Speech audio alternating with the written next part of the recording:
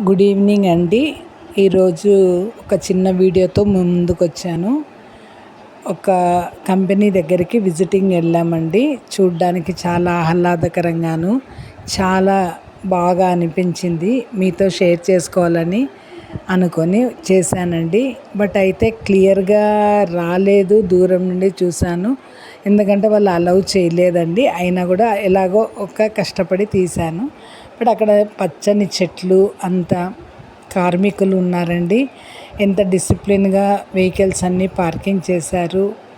అక్కడ mobiles not allowed అని కూడా పెట్టారండి. అందువల్లనే మాకు తీయడానికి కాలేదండి. బట్ అయితే అక్కడ 5 గంటలకు సైరన్ మోగిందండి. వచ్చారండి, అందరూ వర్క్ అయిపోయేసి వచ్చేసారు.